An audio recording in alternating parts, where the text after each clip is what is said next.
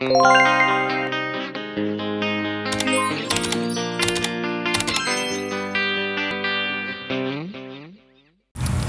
everyone, it's me again, Clara Matos. So, ngayon na naman po ulit ako makakapag-upload ng aking mga ng aking vlog kasi nga po, hindi po ako nagkakaroon ng time kasi hating gabi na po ako nakaka-uwi sa inuuwian ko po galing work. So, ayan, kaya kung ano po lang yung mga na video ko, yun lang po muna yung mga ipopost ko. So, by the way nga po pala guys, kaka-out ko lang po niyan namin sa work. So, ayan, naglibre po yung kasama ko sa trabaho na pagkain. Tapos po, ako naman po, bumili po ako ng balot. So, bumili po ako niyan kasi sabi gamot nga daw po yan sa low blood. So, ayan, bumili po ako at syempre, nag-share din po ako sa mga kasama ko. So, bali, 4 na balot po yung binili ko. Thank you sa mga katrabaho ko or friend ko na po kasi po, kapag wala po ako, minsan nililibre po ako niyan ni Yana. So, ayan, shout out sa iyo, Be, Yana, thank you kasi nililibre mo ako sa pagkain kapag alam mong wala akong pangkain. So, ayan, thank you din po sa isa kong katrabaho isa po namin dyan nakasama na naglibre din po ng pangkain ng hating gabi. Yung oras na kumakain po kami dyan, siya po yung naglibre ng pagkain namin. So, ayun guys, balang araw makakabawi rin po ako sa inyo. Kahit pakonti-konti kapag nakaraos na. Siguro alam niyo din po kapag nagtatrabaho ka tapos naubusan ka na ng budget pangkain.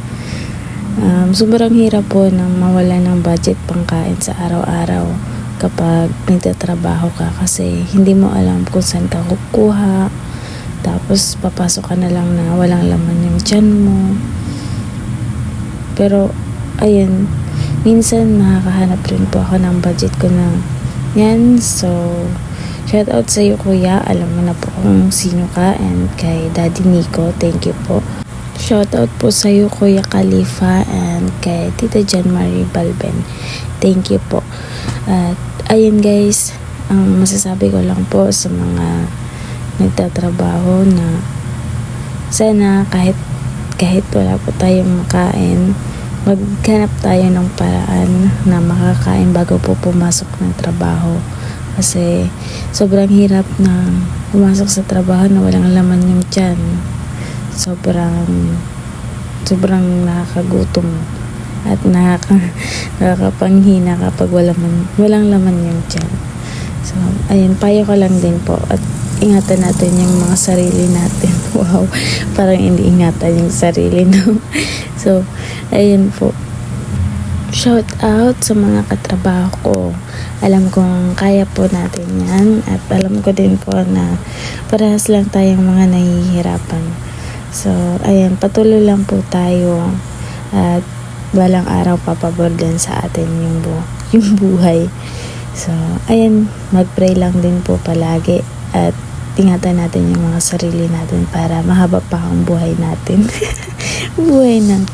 So, ayan nga po pala guys, yung lunch break po namin yan. So, naisipan ko po, oo nga po wala, mag-video ako. So, ayan, binidyo ko yung mga nakasabayan ko mag-lunch. So, 1 hour lunch po kami at yung CB naman po namin, yung coffee break po is 30 minutes.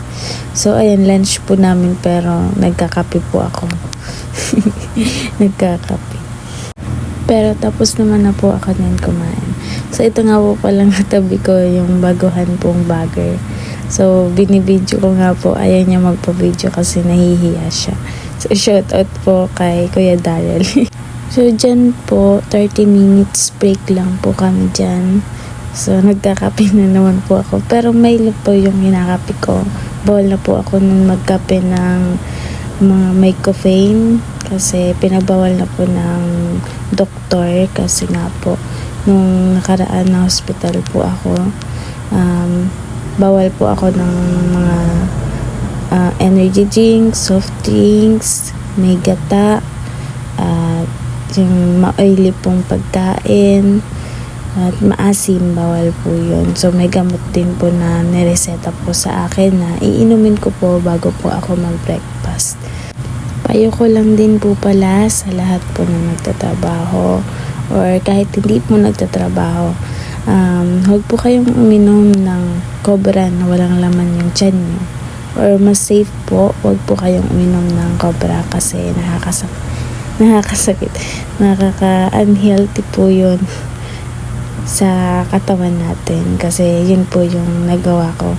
Uminom po ako ng cobra, yung tirang cobra po na binili ko po, tapos wala pong laman yung tiyan ko, tapos ininom ko po yun. So ayun po, tapos pumasok po ako sa trabaho. Akala ko po kasi mawawala yung puyat ko kapag uminom po ako ng cobra kasi nga po sobrang tagal ko po makatulog. Minsan maaga na po ako nakakatulog, tapos maaga rin yung pasok ko sa trabaho. So ayun, tapos ang nangyari po nun, nasa loob na po ako ng SM doon sa supermarket. So ayun, nagbabager po ako noon, nung time na noon. So sabi ko parang ang lakas po ng tibok ng puso tibok ng puso ko po noon, tapos parang nanginginig po ako, tapos nahihilo po ako, tapos sobrang sakit ng ulo ko. So ayun nga po, parang nararamdaman ko na parang nasusuka na po ako. Nagpaalam po ako sa CS, sa customer service. Kasi kapag mag-CR po kami, is kailangan po namin ng yung CR pass. Tapos, ayun nga po, nagsuka po ako noon. Tapos, pagkatapos po, bumalik po ako sa loob. At pagbalik ko po noon, mga ilang minuto, nagsabi na po ako sa cashier na kasama ko na sabi ko po, parang nahihilo po ako, tapos masakit yung ulo ko. Tapos nanginginig na po ako ng sobra na hindi ko na po alam na nararamdaman ko na napalpitate na po ako. Tapos ayun, hindi ko na po alam kung ano yung mga nangyari. Tapos nagkaroon po ako ng malay nung nasa clinic na po ako ng SM. So yung supermarket, yung clinic ng supermarket. So ayun, doon ko na lang po na kagising po ako. Tapos nung nagising na po ako, nagkaroon po ako ng malay, parang namamanhid po yung likod ko, tapos sa part sa may tiyan ko, tapos gusto ko pong igalaw yung mga kamay ko at paa ko, pero hindi ko po nagagalaw kasi parang naninigas po lahat. Pati yung pagsalita ko, hindi po ako nakakapagsalita, is parang namamanhid din po yung bunganga ko sa may part sa may pisngi ko at yung mga labi ko po. Hindi ko po igalaw or hindi po ako talaga makapagsalita. So ayun nga po, doon po nalaman na dahil po yun sa energy drink, na uminom po ako ng energy drink na walang laman yung tiyan ko. So ayun, para din po sa kalusugan nyo, huwag nyo po akong gagayahin. Ingatan po yung sarili natin. Huwag po tayong uminom ng cobra. Mas safe na huwag na lang po tayo uminom ng cobra. Pero hindi ko lang po sure kung pwede pa yung banggitin dito, yung ganyan sa YouTube. Baka ma-restrict ako or maban.